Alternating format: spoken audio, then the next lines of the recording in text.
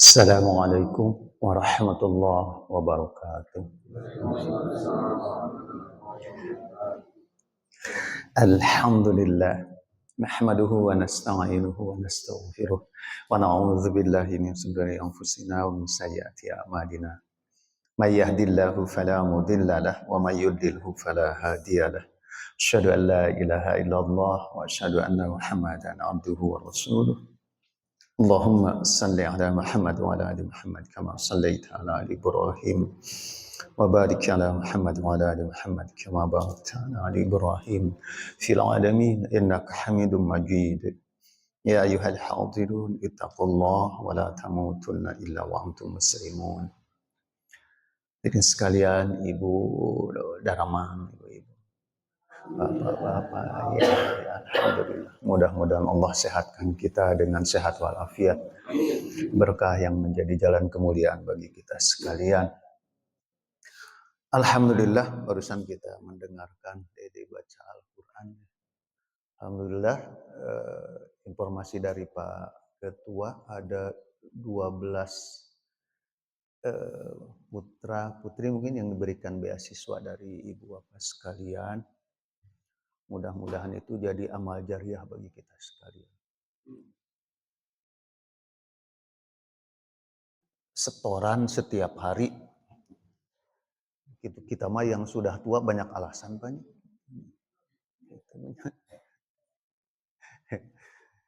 Bu, saya juga setiap hari itu setor, Bu. 1 ayat, Bu. 1 hari setor 1 ayat. Mudah-mudahan setelah 6 Al-Quran itu berapa ayat? 6.000? Mudah-mudahan itu setelah 6.000 hari mah hafiz punya. Kalau tidak dimulai kapan?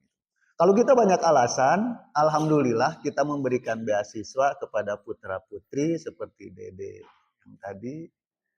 Pahalanya insya Allah ngalir buat kita, punya. Kan kalau kita baca sendiri mah banyak alasan, susah gitu. Tapi kalau mereka yang menghafalkan khusus, mereka lebih cepat. Dan insya Allah pahalanya bagi kita juga. Alhamdulillah. Mudah-mudahan jadi amal jariah bagi kita yang memberikan beasiswanya. IDD semuanya. Kenapa amal jariah? Karena ketika kita wafat, mereka masih baca Al-Quran. Ketika kita wafat, mereka jadi imam. Kan pahalanya ngalir ke alam kubur, punya.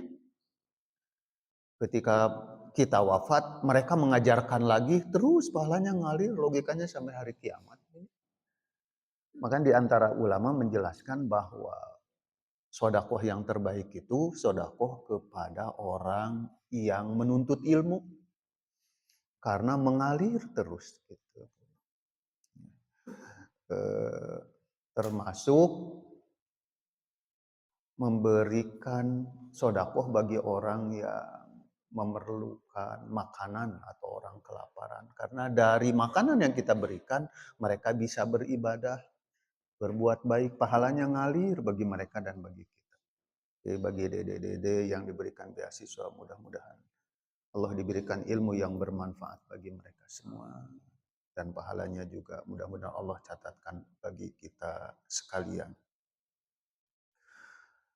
Informasi juga katanya ba'da maghrib bapak-bapak tidak pulang dulu ya membaca Al-Quran. Balik lagi. Tidak ada bacaan yang setiap hurufnya menjadi pahala kecuali bacaan Al-Quran kan itu.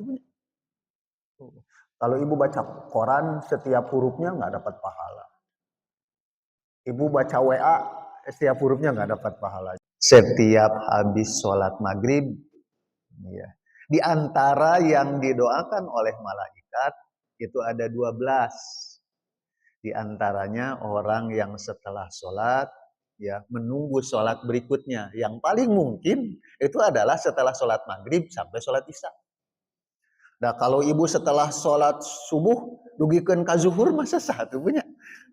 Makanya kesempatan terbaik ya di antara 12 yang didoakan oleh malaikat setelah sholat tidak pergi dulu ya menunggu sholat berikutnya itu adalah setelah sholat maghrib sampai sholat isya.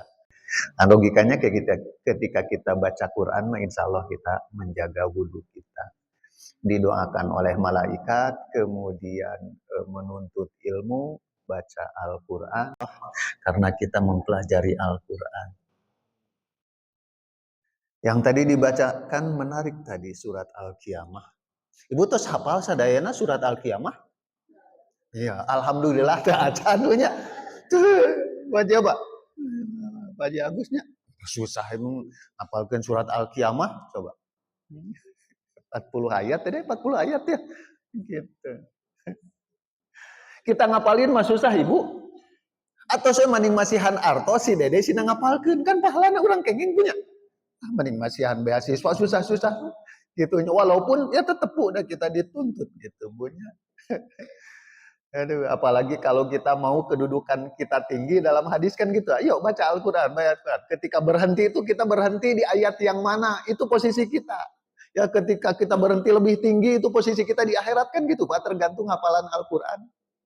Kurang seueur alasan ngapalkeun anak sesah ibunya.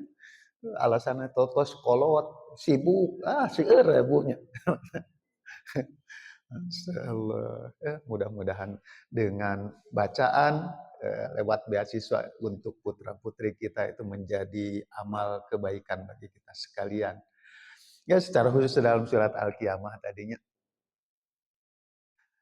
Ayah syabul insanu allan najma'a idhama bara qadirina ala an nusawwiya banana. Tadi dibacakan oleh Dedek surat Al-Qiyamah ayat 3 dan ayat 4. Bu, saya sering kali mengingatkan di Ibu yang bawa Al-Quran surat Al-Qiyamah ayat 3 sama ayat 4 yang tadi dibacakan. Dulu ketika Rasulullah menyampaikan informasi tentunya dari Al-Quran kepada orang kafir secara khusus bahwa nanti manusia yang sudah wafat, sudah dikubur, tinggal tulang belulang nanti akan Allah jadikan lagi, hidup lagi, utuh lagi kan gitu. Orang kafir itu ngenyek Bu. Bagaimana mungkin tulang belulang yang sudah hancur dijadikan kembali, utuh kembali. Itu dalam ayat 3 surat Al-Qiyamah tadi. Ayah sabul insanu ala najma'a idhama. Apakah manusia mengira bahwa Allah itu tidak mampu, tidak akan menjadikan lagi, menyusun kembali, menggabungkan kembali tulang belulang yang sudah hancur. Ya, berserakan kalau bahasa kita. Dalam ayat 4-nya Allah menjawab bala qadirina ala an nusawwiya banana. Tidak, bahkan Allah mampu menyusun kembali jari jemarinya. Jari jemarinya, Bu. Saya pernah jelaskan ini, Bu. Ini satu-satunya ayat yang Allah tulis dalam Al-Quran tentang jari jemari yang di dalamnya ada sidik jari. Sehingga ilmuwan menandai ini satu-satunya ayat dalam Al-Quran tentang sidik jari. Allah itu sanggup menyusun kembali jari jemari. Bu, kalau dalam jari jemari ada sidik jari? Ada. Jadi Allah nyusun kembali nanti jari jemari itu masa menjadi lesang punya. Bu, nanti jari jemari si sidik jarinya ada lagi. Bu, gara-gara sidik jari kita tuh bisa memegang ini tanpa jatuh. Karena kalau tidak ada sidik jari, lesang punya. Lesang tuh licin, jatuh. Walaupun kita tidak sekuat cicak, cicak kan bisa berjalan vertikal punya, bahkan bisa berjalan di dinding atas tanpa jatuh. Gara-gara si sidik jarinya tuh kuat mencengkram. Kita mah tidak sekuat itu, tapi tetap kita bisa menjaga bahwa yang kita pegang itu tetap diam. Ini gara-gara sidik jari. Sidik jari itu dipelajari oleh ilmuwan itu pada akhir abad ke-19. Mereka menandai, lucunya katanya, ternyata sidik jari itu bentuknya tuh lengkungan, kemudian ada pusaran, kemudian ada lingkaran kata mereka. Itu saja Bu. Berikutnya bergeser bahwa sidik jari itu, ternyata sidik jari itu tidak ada yang sama kata mereka. Bu, manusia yang hidup saat ini sekitar 7,8 miliar. Tak ada satupun yang sama sidik jarinya. Ya, Bu, makanya itu menjadi identitas kita. Jadi kalau kita karyawan datang ke kampus itu kan ngejempol punya. Termasuk kalau Bapak buat SIM itu sidik jari dari semua jari karena tak ada satupun yang sama. Bu, kalau di Amerika, kalau ada orang melakukan kejahatan, bekas sidik jarinya dilihat gitu ya. Kalau kita Bapak polisi kan dibersihkan, kemudian nanti disemprot ada sidik jarinya. Begitu dipoto langsung tuh link kalau di Amerika. Link, ini sidik jari punya siapa langsung ketahuan. Karena tidak ada yang sama. Walaupun 7,8 miliar. Walaupun dikorek-koreknya teh lama. Bu, hasil penelitian yang terakhir, hasil peneliti orang Cina, universitas di Cina, itu ada alat penyemprot untuk mengetes bekas sidik jari pakai ubur-ubur. Bu, terang ubur-ubur di laut. Dari ubur-ubur dijadikan alat penyemprot, hanya dengan disemprot 10 detik itu langsung ketahuan. Terkena diorek-orek lami gitu, Pak. Hasil penelitian orang Cina sekarang, Bu, tahun ini terakhir gitu, Bu. Jadi langsung ketahuan sidik jari itu, Bu. Bu, ini ada ilmuwan dari Inggris namanya Francis Galton. Kalau dalam tafsir ilmi ini ditulis dalam tafsir ilmi. Jadi tafsir ilmi itu tafsir kerjasama Departemen Agama dengan LIPI, peneliti Indonesia. Itu ditulis namanya Francis Goli. Ya, walaupun nama jelasnya Francis Galton. Kata beliau, si sidik jari itu mulai terbentuk itu pada saat kita masih janin. Masih janin, kemarin ke ibu-ibu disampaikan di pengawasan. Janin itu ibu-ibu nut sunguping mah ibunya pura-pura acan ibunya, yang khusus sama bapak-bapak, walaupun ini pernah saya sampaikan. Kata Francis Galton, si sidik jari itu terbentuk pada saat usia janin 10 bulan sampai 16 bulan. 10 minggu sampai 16 minggu, berarti berapa bulan? Kalau 10 minggu dibagi 4, 2,5 bulan banyak. Kalau 16 minggu dibagi 4, 4 bulan. Kalau 4 bulan, kalau sebulannya 30 hari, berarti berapa hari? 120 hari. Kata presiden, ini orang kafir, Pak, orang Inggris. Kata beliau, sidik jari itu terbentuk pada saat di rahim ibu, pada saat 2,5 bulan sampai 4 bulan. Walaupun saya nggak kebayang itu gimana ngelihatnya gitu punya, pakai mikroskop gitu ya. Kata beliau, kemudian begitu masuk ke minggu ke-17, Pak, sehari minggu ke-17 itu tidak berubah lagi. Jadi berubah itu dari 2,5 bulan sampai 4 bulan plus berhenti aja, berhenti. Begitu besoknya udah nggak berubah lagi. Itu sampai wafat tidak berhenti lagi.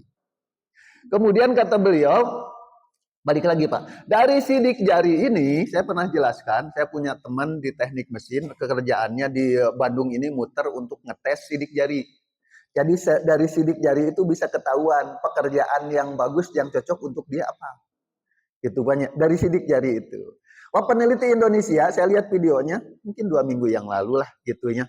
Kata beliau, dari sidik jari itu bisa ketahuan dominasi otak. Dominasi otak yang dominan itu otak kanan apa otak kiri, gitu banyak pekerjaan apa yang cocok. Kemudian dari dominasi otak itu nanti ketahuan karakter seseorang. Jadi dari sidik jari ini sih orang ini teh bager atau tidak. Itu banyak, sopan atau tidak, lembut atau kasar. Ya, dari karakternya, cara perbuatan tingkah lakunya ketahuan. Kemudian dari sidik jari itu juga nanti ketahuan healingnya saja ketahuan kita. Jadi misalnya Pak Haji Asep, Pak Haji Asep mah resep nate ke masjid gitu nya. Si Bapak A resep nate healing nate ka mall gitu mah. Ibu ada ka mall mah sanjaya resep punya. Asalnya anak artos berarti Pak Ketua DKM resep healing nate misalnya teh ka pantai, pantesan soknya anak motor sama Pak Haji Agus misalnya ke itu touring ke pantai, itu ketahuan Pak dari sidik jari. Itu ini orang Indonesia Pak. Jadi karakternya ketahuan, dominasi otaknya ketahuan, healingnya ketahuan, cara komunikasinya saja ketahuan Pak. Ini kalau bicara tuh lembut, sopan, jelas gitu banyak. Adi sieun mah teu para rubuh ucapan nanti kok ketahuan gitu Pak. Pak, yang menarik gini Pak, saya pernah sampaikan ke Ibu Hajaina dan yang lain di pengajian ibu-ibu. Ini hasil penelitian tahun ini ya di Aarhus University di Denmark Pak, non Muslim lagi, gitu Pak. Jadi di Denmark itu bisa menentukan sidik jari itu, kata beliau, sidik jari itu terlihat, oh ini jenis kelaminnya apa.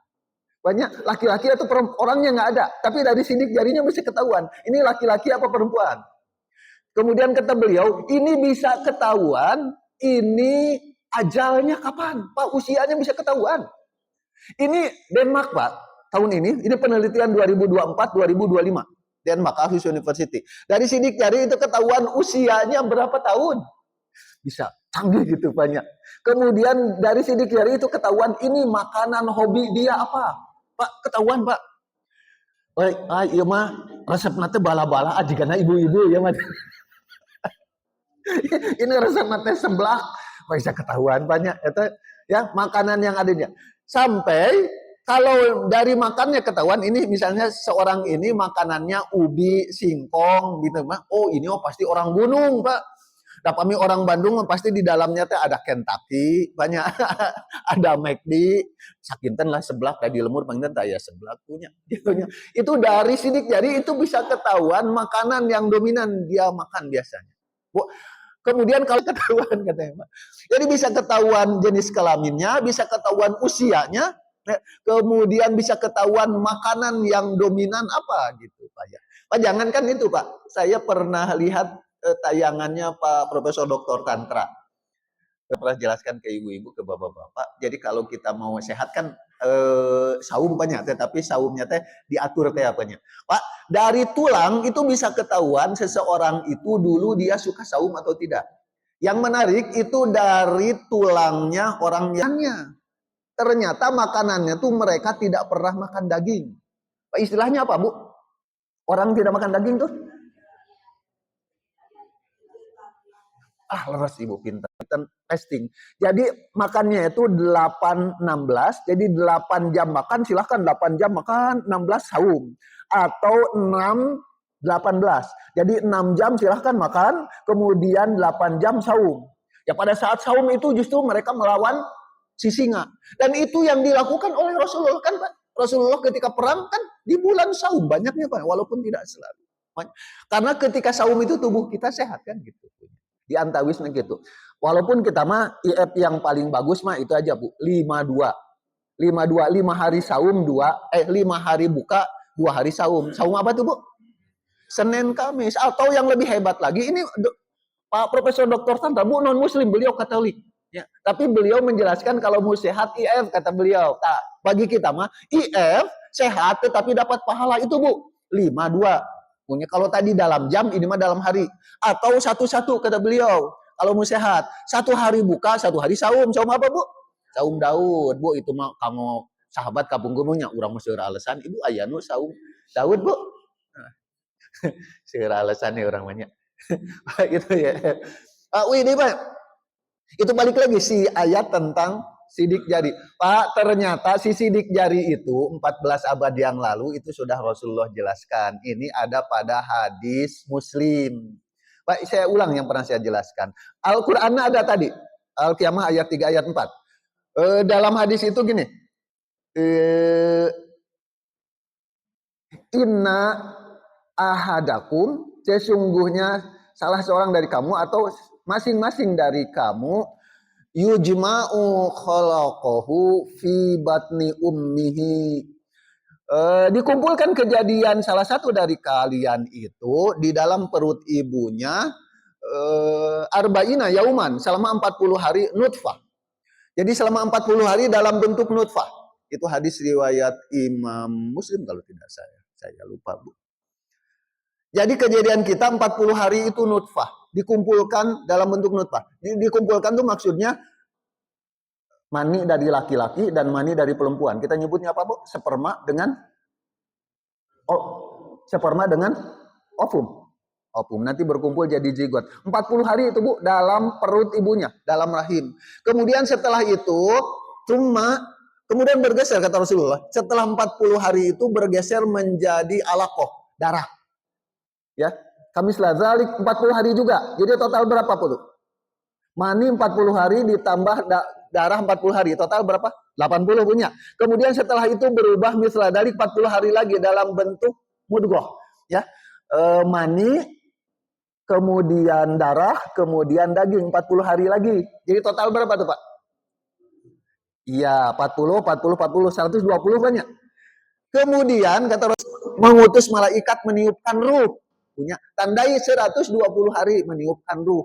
Sehingga ini menjadi alasan bahwa janin itu mulai hidup diberikan ruh itu usianya 120 hari. Sehingga ini alasan tidak boleh menggugurkan karena sudah bernyawa. Walaupun sebagian ulama mas sebelum itu juga damani juga punya nyawa, makanya hidup kan gitu punya. Tidak boleh menggugurkan.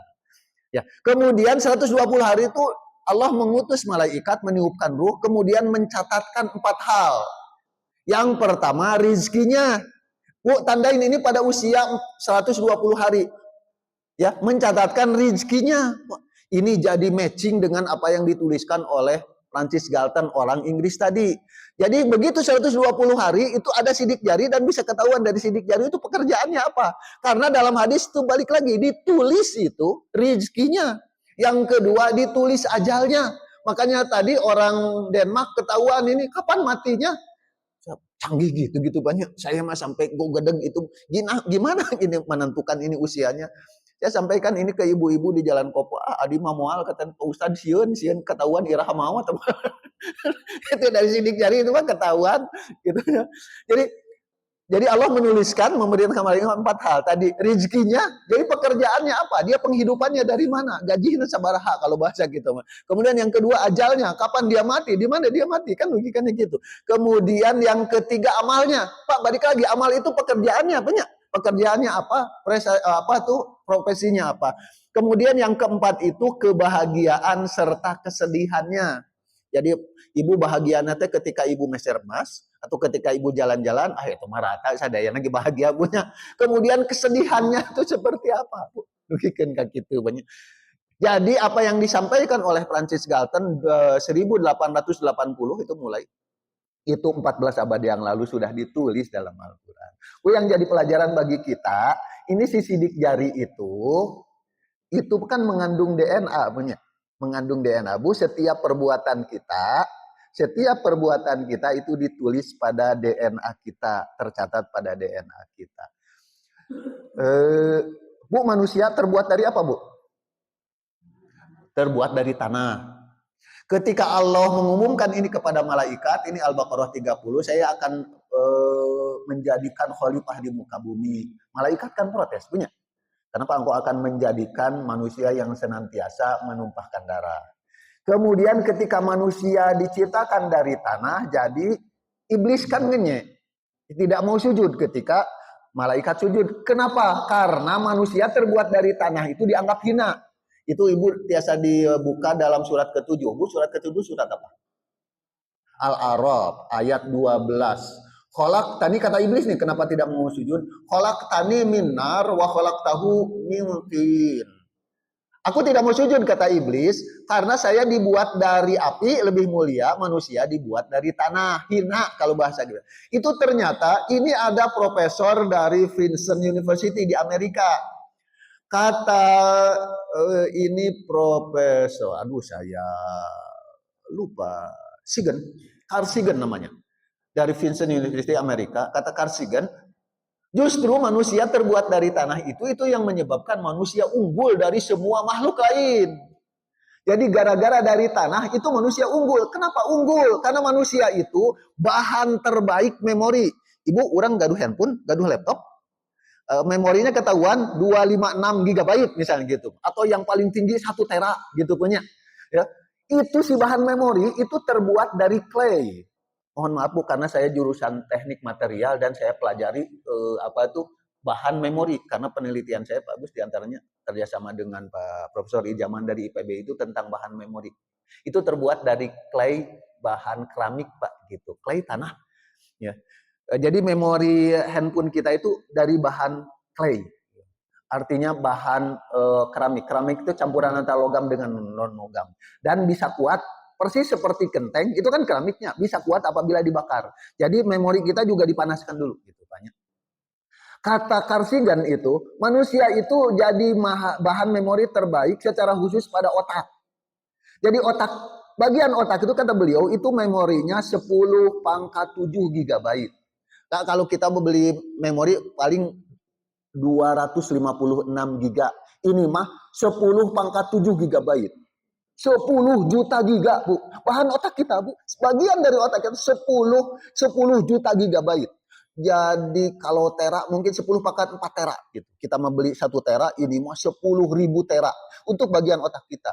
Itu bahan yang terbaik itu di otak. Tetapi kata beliau DNA kita, DNA itu kan pada kulit ada, pada rambut, pada kuku ada. Bahan yang selain otak saja itu memorinya 10 pangkat 4 GB. Bu, jadi DNA itu kecil, Bu. DNA itu 10 sampai 5 sampai 100 mikron. 5 sampai 100 1/1.000.000 meter, kecil sekali. Tapi di dalam DNA kita itu tidak kurang dari 750 miliar informasi. Ya, yang paling saya takut di DNA kita itu terekam amal perbuatan kita tuh. Itu bunyi. Bu, jadi pami ibu. Si ibu dicatat tete Bu, hati-hati ibunya. Kata si ibu, si bapak dicatat tete ibunya. Tidak ada yang lepas ibu. Ya, tidak ada yang lepas. Itu dalam surat Yasin. Inna nahnu nuhyil mauta wa naktubu ma qaddamu wa atharuhum wa kullu syai'in ahsaynahu fi imamin mubin. Yasin ayat 12. Kami menghidupkan yang mati, kata Allah. Dan kami mencatat bekas-bekas mereka. Dan kami mencatat apa yang pernah mereka lakukan. Dan semua itu dicatat fi lauhil mahfuz. Fi imamin mubin, pada catatan yang nyata, lauhil mahfuz. Ibu, itu kamu di akhirat terus dicatat. Tetapi tidak perlu nunggu di akhirat. Pada DNA kita tercatat apa yang pernah kita lakukan. Ya, ibunya. Sehingga hati-hati ibunya. Bapak-bapak iya anu kantos muda. Ya, ibu-ibu sang bapak-bapak kapungkur ketika masih jomblo. Itu pami nyentuh kulit bukan mahram itu bahagia. Dan bangga gitu. Padahal ia teh mencatat, Bu. Ya, dulu kita teh Pak Haji pernah nyentuh saha wanita yang bukan muhrim, itu teh nanti akan bicara. Ibu, saya pernah jelaskan. Ibu, kulit akan bicara surat apa, Bu? Surat Al-Fusilat. Terus penting Ibu. Ayat 22 bunyi dibuka. 20 sampai 22. Nanti kulit akan bicara dan berdasarkan apa dia bicara? Berdasarkan data. Datanya di mana? Di DNA, nah, Bu. Punya. Makanya ibu yang takut kepada Allah dalam Al-Quran, innama yakhsha min ibadil ulama. Orang yang takut kepada Allah itu orang yang berilmu. Ibu, ilmu teh sanes ilmu agama hungkul, itu ilmu DNA.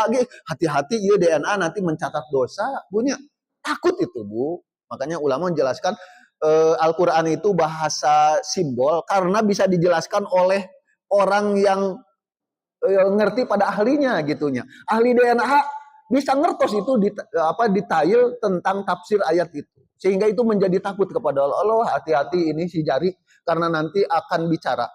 Ya, apa yang disentuh itu. Murawat jantan kadinya Bu, ieu tak acan diaos, Bu. Bu, aos. Pak Haji Asep biasa.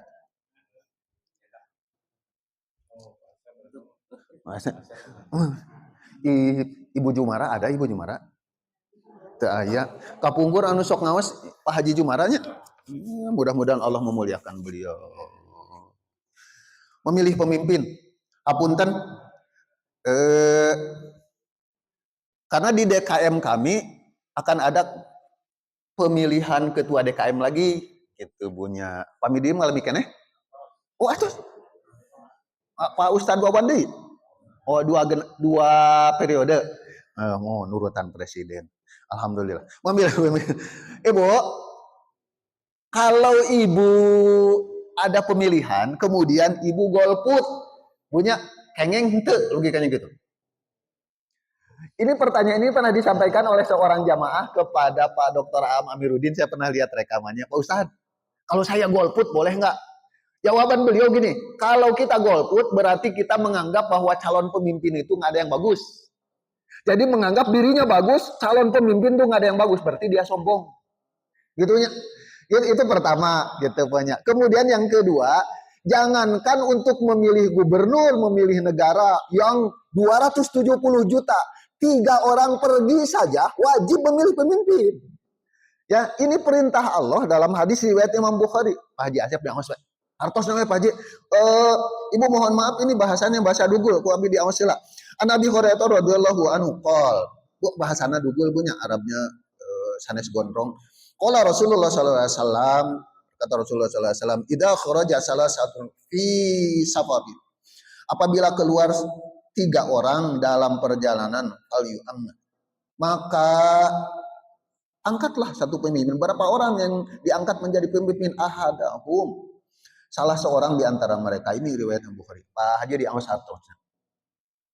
Satu, kewajiban menjadi pemimpin. Dari Abu Hurairah radhiyallahu anhu, Rasulullah SAW bersabda, jika ada 3 orang berpergian, maka mereka harus memilih salah satu dari mereka sebagai pemimpin. Jajak khair. Ibu, pami ibu pami healing ibunya badeka mall tiluan itu kedah. Pami dua meter saya ada dia minimal tiluan bunya. Jadi pami ibu healing gitu. Naik angkot nyanak mobil nyarira tentukan iya saha pemimpinna. Dia pami pependak sareng Bapak ketua DKM saha nu bade nyarios kan logikeun ibunya. Ibu, ini teh ibadah bunya. Itunya kayak ini perintah Rasulullah. Anu kedua apa Haji? Lanjut. Dari Abdullah bin Umar radhiyallahu anhu, Rasulullah SAW bersabda, setiap kalian adalah pemimpin dan setiap kalian akan diminta pertanggungjawaban atas pimpinannya. Hadis.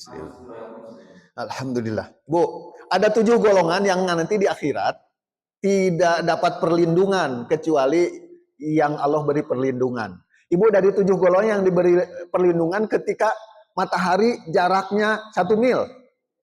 Bu, ayo 1 mil seberapa kilo? Jago 1 mil itu 1,6 kilonya. Ibu, matahari jaraknya 1 mil, kinten-kinten panas deh Bu. Ayeuna wae 150 juta. Jarak matahari ke kita itu 150 juta kilometer. Kalau kita berjalan di siang hari kan keringatan punya. Nanti 1 mil, sehingga kata Rasulullah keringat itu sampai nembus ke bumi ke-7 Bu. Saking penuhnya itu air keringat Bu, gimana keringat Bu? Saking banyaknya keringat sampai nembus ke bumi lapisan ke-7. Sehingga ada yang merendam tubuhnya, ada yang kering, ada yang sampai mata kaki, ada yang sampai betis, ada yang sampai paha, sampai leher, ada yang tenggelam bunya. Itu tergantung amalnya. Dilindungi pada saat itu hanya 7 golongan. Golongan yang pertama apa Bu? Leres, pemimpin yang amanah. Kalau ibu pemimpin bukan? Pemimpin, ya dalilnya kulukum ra'in wa kulukum mas'ulun an ra'iyati. An Abdullah Ibnu Umar radhiyallahu anhuma anin Nabi sallallahu alaihi wasallam qol ala kulukum ra'in, ketahui bahwa kalian semua adalah pemimpin wa kulukum mas'ulun an ra'iyati. Rawahu Muslim. Ketahui bahwa kalian semua adalah pemimpin dan kalian akan dimintai pertanggungjawaban tentang apa yang kalian pimpin. Jadi ibu sanaos teu janten ketua DKM, ibu tetap pemimpin. Bunya dan ibu akan dimintai pertanggungjawaban. Mudah-mudahan kita menjadi sebaik-baik pemimpin Bunya, sehingga yang pertama kali nanti dilindungi pada hari kiamat. Yang kedua, Bu, kalau ada orang yang meminta jabatan jangan dipilih, ini dasarnya Pak Haji Asep di Amos Deui nu kadua. Nabi tidak mengangkat orang yang meminta jabatan. Abu Musa berkata, saya masuk menemui Nabi bersama dengan 2 orang teman. Lalu salah seorang dari kedua orang itu berkata, jadikanlah atau angkatlah aku sebagai kami yang menjaga wahai Rasulullah. Kemudian yang seorang lagi juga meminta hal yang sama. Lalu Nabi bersabda, sungguh aku tidak akan mengangkat sebagai pejabat orang yang memintanya, dan tidak juga orang yang berambisi terhadap jabatan itu. Hadis riwayat Bukhari, Abu Dawud dan Nasai. Jazakumullah khair. Terima kasih Pak Haji. Bu, jadi kalau ada orang minta kepemimpinan jangan dipilih karena dia pasti ada maunya, bahasa gampangnya gitu. Milih pemimpin mah anu menolak tak anu dipilih. Ya, biasanya amanah. Logikanya gitu. Kalau ada maunya pasti dia merencanakan sesuatu. Berikutnya. Ini Al-Qur'an punya. Nomor 3, perintah mentaati Allah, Rasul dan pemimpin. Bu, kita sama-sama baca. A'udzu billahi minasy syaithanir rajim. Ya ayyuhalladzina amanu athi'ullaha wa athi'ur rasul wa ulil amri minkum. فإن تنازعتم في شيء فردوه إلى الله والرسول إن كنتم تؤمنون بالله واليوم الآخر ذلك خير وأحسن تأويلا. Terus Pak Haji. Wahai orang-orang yang beriman, taatlah Allah dan taatlah Rasul, serta ulul amri atau pemegang kekuasaan di antara kamu. Jika kamu berbeda pendapat tentang sesuatu, kembalikanlah kepada Allah. Jika kamu beriman kepada Allah dan akhir, dan demikian itu lebih baik dan lebih bagus akibatnya. Kitab Al-Quran surat 4 ayat 4. Ya, jazakumullah khair. Bu, jadi kita wajib taat kepada Allah, kepada Rasul dan pemimpin. Bu, pemimpin mana yang harus kita taati? Logikanya, Bu. Kalau pemimpin zalim, wajib kita taati. Pemimpin teh galak, Ibu, sok ngagebugan misalnya kasih babak, kasih anak. Wajib kita taat, Bu. Bu, batasannya gini dalam hadis ini pernah dibahas oleh ulama.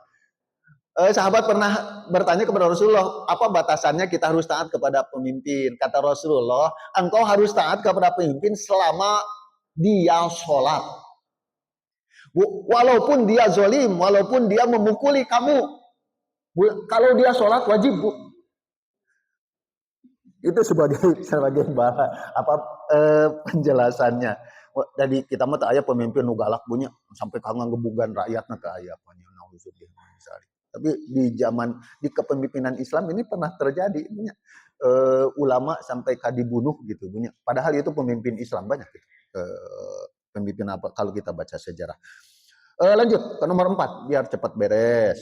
Halaman berikutnya, pemimpin dengan sabar tanpa marah seperti yang Bizul gitu. Oh, ini Al-Qur'an, Bu.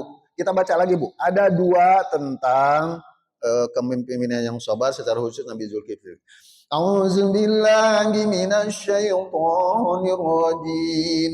Wa Ismail wa Idris wa Dzalkifl kullun minas sabirin. Artinya, Pak? Ingatlah pula Ismail, Idris dan Zulkifli. Mereka semua termasuk orang-orang yang sabar. Quran surat 21 ayat 5. Oke, yang kedua, wazkur Ismail wal Yas'a wa Dzalkifl wa kullum minal akhyar. Artinya, ingatlah Ismail, Ilyas dan Zulkifli. Semuanya termasuk orang-orang yang paling baik. Quran surat 8 ayat 4. Jazakumullah. Bu, kenapa saya masukkan Zulkifli di sini? Bu, dalam tafsir ini pernah terjadi di negeri Syam, secara khusus di Palestina. Ya. Dulu ada seorang raja yang sudah tua. Dalam tafsir itu ada yang menyebutkan juga rajanya itu Nabi Ilyasa. Makanya ini pada surat surat ke-38. Wazkur Ismail, dan ingatlah Ismail wal Yasa'a. Wal Yasa'a itu Nabi Ilyasa punya. Ya, wa Dzalkifl dan Nabi Zulkifli. Jadi ada raja yang sudah tua. Dalam satu riwayat itu raja yang sudah tua itu Nabi Ilyasa. Beliau perlu pengganti karena beliau sudah tua. Maka beliau mengumpulkan seluruh rakyatnya, diperintahkan untuk ngumpul di lapangan. Kalau kita mah alun-alun. Makanya kalau kita lihat di pusat pemerintahan suka ada alun-alun punya. Alun-alun Bandung ada, Bu? Alun-alun Soreang aya? Aya di kerajaan di Jogja aya punya alun-alunna. Di Solo aya alun-alun punya. Aya punya. Karena dulu raja itu kalau ngasih pengumuman da kabukur mah teu aya WA, Bu. Ya, teu aya WA, teu aya speaker. Jadi rakyat itu ngumpul di alun-alun. Ya, ketika raja ini sudah tua, perlu pengganti, maka diinformasikan besok seluruh rakyat kumpul di alun-alun, bahasa kita mah. Begitu kumpul di alun-alun, raja naik mihrab kalau bahasa kita mah. Intinya gini, kata raja, saya sudah tua, saya perlu pengganti saya, kata beliau. Tetapi yang mengganti saya harus bisa menjamin 3 hal untuk saya. Bu, tanda ini nih. Orang yang bisa mengganti saya harus menjamin 3 hal untuk saya. Pertama, dia harus menjamin bahwa dia bisa sanggup saum di siang hari. Bu, aya nu sanggup saum setiap hari? Itu mah di sana punya orang masih alasan. Yang kedua, dia harus menjamin kepada saya, selain saum di siang hari, malamnya dia sanggup sholat malam. Kemudian yang ketiga, dia sanggup menjamin bagi saya, kepada saya, bahwa dia sanggup memimpin dengan sabar, adil, tanpa marah. Bu, yang ditandainya gini, tanpa marah. Bu, selama memimpin tidak pernah marah. Ya Bu, tidak pernah protes atau tidak pernah marah. Ibu, ketika raja itu mengumumkan ini, itu rakyat tuh pada berbisik-bisik, Bu. Gak ada atuh yang gitu mah, katanya gitu, Bu. Kinten-kinten di adi salah ayat tuh, Pak, selama hidup udah pernah marah. Kecuali ibu-ibu, kak bapak tuh pernah sekalikan marah punya? Atau benten sakedik? Benten sakedik teh pami itu mah pernah marah, ya ibu mah kita marah ada sering marah gitu punya. Bapak saya, wah itu manusiawi bahasa kita. Mudah-mudahan Allah jaga punya. Ibu, kata rakyatnya gini, atuh itu mah nggak akan ada di antara kami. Bu, betul Bu, nggak ada. Tiba-tiba ada seorang anak ABG. Haji Rais, danten emut si dedenya. Itu mah seorang anak ABG, angkat tangan Ibu. Wahai raja, saya sanggup. Eta masih raja ninggal ka budak ABG, tidak meyakinkan kan punya. Itu ABG tidak dipercaya, tidak meyakinkan. Udah, ada lagi nggak ada Bu, tutup Bu, udah tutup pertemuan di hari itu tuh. Tapi besok kumpul lagi, kata raja. Bu, itu besok teh kumpul lagi sami, itu bicara lagi raja perkataan yang sama. Saya sudah tua, saya perlu pengganti, tapi pengganti saya harus menjamin saya 3 hal. Maka Zulkifli itu, itu pemilik, Kifli itu jaminan. Ya, pemilik jaminan. Jadi yang bisa menjamin. Siapa yang bisa menggantikan saya dengan 3 jaminan? Siang saum, malam sholat, kemudian memimpin dengan adil, sabar tanpa marah. Gak ada lagi Bu. Eta mah yang kemarin ABG angkat tangan lagi Bu. Gitunya. Akhirnya nggak ada pilihan atuh. Itu masih raja teh lungsur. Diyakinkan, bener kamu bisa menjamin saya 3 hal. Kata si anak kalau bahasa kita mah, Bismillah insya Allah Tuan Raja. Atuh udah aya pilihan. Ibu teu ngacung, bapak teu ngacung. Ini atas we dia gitu punya. Eta mah dikukuhkan Bu. Anak laki-laki itu tiada lain adalah Nabi Zulkifli. Bu, makanya ini terkenal Nabi Zulkifli. Ibunya. Bu, sekira sebulan atau 2 bulan yang lalu, mungkin kita baca di WA tentang tembok Cina yang longsor. Kantos Bu, tembok Cina longsor. Kemudian di longsoran itu ada lubang seperti lubang pintu masjid. Setelah dilihat ternyata di dalamnya ada kuburan kuno, makam kuno. Bu, setelah diteliti pada aneh. Dan Cina makan huruf Cina banyak. Itu penuh dengan tulisan, tetapi tulisannya teh semuanya huruf Arab. Arab kuno sama Ibrani. Ibrani teh Bani Israel, kapunggan punya. Itu mah aneh, Pak. Gitu banyak. Atuh heboh punya. Tetapi si pemerintah Cina tuh awalnya menutupi, tetapi karena ada orang yang sudah milem diupload di web atau seluruh dunia tahu. Secara khusus orang-orang Islam di Cina pada datang, Pak. Ya, itu tulisan itu mengarah ini adalah makam orang pilihan, ini makam orang yang sabar, dia adalah Zulkifli. Punya itu heboh itu punya, walaupun itu tidak tertulis secara detail untuk keterangan tertentu, tetapi mengarahnya kepada Nabi Zulkifli. Atuh daratan ibu dari seluruh dunia, ya yang saya lihat di informasinya gitu, walau alam ini kebenaran ibu nanti cek lagi gitunya. Tapi intinya akhirnya pemerintah Cina membolehkan seluruh arkeolog dunia untuk meneliti. Ketahuan itu usianya 600 tahun sebelum Masehi. Jadi sebelum Nabi Isa lahir itu totos aya. Wah, itu si Nabi Zulkifli. Berita yang beredar, Nabi Zulkifli itu dimakamkan di Irak, dimakamkan di Palestina, tapi belum jelas sih kuburannya, malah ini lebih jelas. Kenapa di Cina? Katanya begitu punya. Ternyata ini ada hadis yang tidak sahih, utlubul ilma walau bisin. Cari ilmu walaupun ke negeri Cina. Punya walaupun ini hadisnya lemah sebagian ulama. Karena Cina itu di zaman baheula lagi terus kasohor kan tenan ayeuna Amerika saja mati kutu punya ketika perang dagang banyak. Kan nggak tanggung-tanggung 125% tuh barang yang masuk ke Amerika dari Cina. Cina balik kan punya. Oh, akhirnya Amerika tetiasa naon. Akhirnya kan diturunkan deh Pak jadi 25% atau berapa? Bahkan untuk barang tertentu mah nol. Nah, Amerika kolep atuh Bu. Boeing yang begitu besar, Irois kolep itu. Ya pertanian Amerika rugi Bu karena pasokan dia memasok terbesar ke Cina. Bu, Boeing itu permintaan terbesar itu dari Cina. Cina membalas, jangankan pesan yang baru yang sudah dikirim ke Cina, Boeing Amerika itu dibalikan deh Bu. Atau kalah Amerika punya. Utlubul ilma walau bisin Bu. Ternyata itu jalur sutra katanya Bu. Jalur sutra itu jalur perdagangan dari barat ke timur, dari timur tengah ke timur jauh atau apa istilahnya.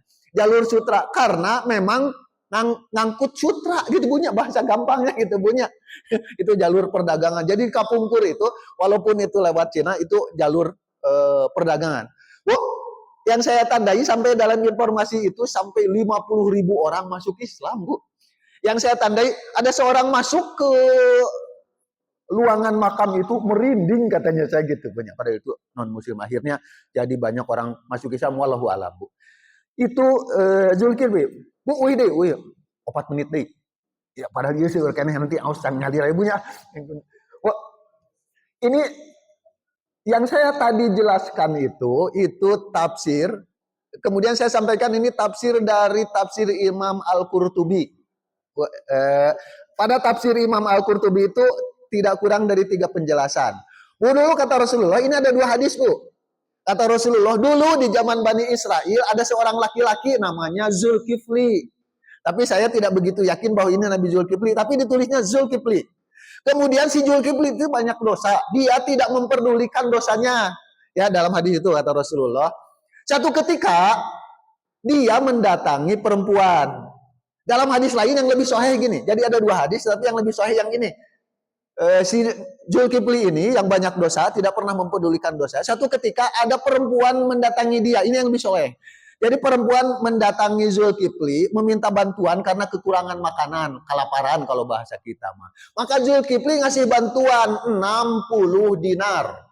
Bu, dinar itu uang emas 4,2 gram. Jadi kalau 60 dikali 4,2 itu saya ngitung 250,2 gram. Apa 250,4 gram. Bu, uang dinar sekarang lagi mahal punya. Si Mas Murni antam ini ada profesor jurusan pertambangan. Bu, antam sekarang lagi mahal. Sagramnya sekitar 1.997 hampir 2 juta punya. Kami ibu meser di toko emas 1 jutaan. Margi persentasenya hanya 70-80%. Ini mah 99,99%. Hampir 2 juta. Jadi kalau 250 gram ya 60 dinar itu kalau uang kita sekitar 500 juta. Jadi ada perempuan minta bantuan kepada Zulkifli, oleh Zulkifli dikasih itu 500 juta kalau bahasa kita mah. Tapi syaratnya, dalam hadis itu syaratnya si wanita itu harus mau berzina dengan si Zulkifli itu. Atuh dah Bu, kelaparan teu aya di pilihan, oke lah. Kalau bahasa saya nerima 500 juta dan saya bersedia berzina dengan dia. Itu ketika Zulkifli sudah duduk di atas perempuan itu, tiba-tiba si perempuan itu nangis.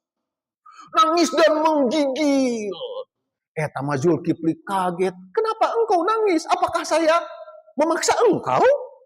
Kata si perempuan itu, tidak. Tetapi saya belum pernah melakukan ini. Si perempuan Bu. Kata Zulkifli, engkau belum pernah melakukan perzinahan. Sementara engkau menyanggupi. Ketika saya berikan uang. Itu terenyuh Bu si Zulkifli tadi. Udah engkau pergi. Ini uang bawa saja milikmu 500 juta. Bu, apa yang terjadi? Ini dalam tafsir Imam Al-Qurtubi. Malamnya Zulkifli itu wafat. Bu, ini Zulkifli yang memiliki jaminan. Jadi dia menjamin harta ini. Apa pelajaran bagi kita? Bagaimana mulianya membantu orang yang kelaparan. Malamnya dia wafat. Kemudian pagi harinya tertulis di rumahnya. Bu, di masjid kami itu pernah dijelaskan, dulu di zaman Bani Israel, apabila seorang melakukan satu perbuatan, di pintunya tertulis apa yang dia lakukan. Si A malamnya berbuat dosa ini. Sebaliknya ini Zulkifli, ditulis di rumahnya itu, Zulkifli diampuni dosanya dan dimasukkan ke dalam surga. Jadi si Zulkifli itu malamnya meninggal, tetapi paginya tertulis itu di rumahnya itu. Zulkifli diampuni dosa dan dimasukkan ke dalam surga. Bu, Zulkifli memberikan jaminan kepada orang miskin. Satu lagi Bu, karena ada 3 penjelasan Ibu. Ini dari Quran surat 21 ayat 85. Pami Ibu ayat tafsir nanti tiasa diawas bunyi. Bilih abi dianggap akon-akon bohong. Gitu bunyi. Ini tafsir Imam Al-Qurtubi. Bu, kata Rasulullah, ada seorang pemuda. Ini masih berbicara Zulkifli. Ada seorang pemuda masuk ke daerah yang rajanya itu non-muslim kalau bahasa kita. Si pemuda ini bergumam, kalau saya nanti akan keluar dari negeri ini yang rajanya kafir, saya akan mendakwahi raja untuk masuk Islam. Ya, sebelum keluar. Maka dia datangi raja dan ngajak raja untuk masuk Islam. Raja bertanya, kalau saya masuk Islam apa jaminannya? Apa keuntungan buat saya? Kata si pemuda itu, engkau nanti akan masuk surga. Kemudian raja bertanya lagi, siapa yang menjamin bahwa saya akan masuk surga? Kata si pemuda itu, saya. Saya menjamin engkau masuk surga. Itu raja masuk Islam Bu. Sampai dia wafat. Ketika raja itu wafat dikuburkan. Ketika beres dikuburkan, Bu, si tangan raja keluar. Wah, kami ibu mengabar juga nantinya. Wah, kan wangi-wangi. Tabuh 1 malam ibu ngalangkung. Gitu. Tangan raja keluar. Tangan raja keluar dalam tafsir ibu. Kemudian keluar itu memegang bendera. Benderanya warna hijau. Jantan emut bendera warna hijau. Dan ada tulisan Arab. Bendera Arab Saudi. Ada bendera dan ada tulisan putih seperti cahaya dalam tafsir itu. Tulisannya gini. Saya diampuni dosa dan saya dimasukkan ke dalam surga dan saya mendapatkan jaminan seperti jaminannya si fulan. Kan si fulan tadi menjamin surga punya. Jadi tulisannya logikanya 3. Saya diampuni dosa, saya dimasukkan ke dalam surga dan saya mendapat jaminan seperti dijamin oleh si fulan. Itu murah. Begitu keluar itu, si rakyat itu pada ribut. Ya, kan itu raja yang meninggal bunyi. Ribut si rakyat itu mendatangi si pemuda tadi. Ya. Karena benar itu apa yang disampaikan oleh si pemuda itu, akhirnya si rakyat itu datangi pemuda masuk Islam. Karena dia menjamin itu, Bu. Maka disebat jaminan. Wah, waktunya terus langkung 2 menit. Ibu, ini keberhasilan Rasulullah. Intinya pertama karakternya kuat. Karena Rasulullah itu jujur, kemudian amanah, terpercaya, kemudian menyampaikan tabligh, kemudian patonah, cerdas, kemudian yang kedua pendekatannya bijaksana, berdakwah dengan kasih sayang, membangun komunikasi yang efektif, berpikir strategis, berpikir jauh ke depan, kemudian keteladanan. Ini yang paling ditandai keberhasilan dakwah Rasulullah itu keteladanan, menjadi contoh yang baik, kemudian berakhlak mulia, kemudian integritas dan kasih sayang. Integritas itu bahasa gampilnya, ucapannya sama dengan perbuatannya, bahasa gampilnya kita punya, dan penuh kasih sayang. Bu, waktunya sudah lebih 3 menit. Ibu jangan bertanya.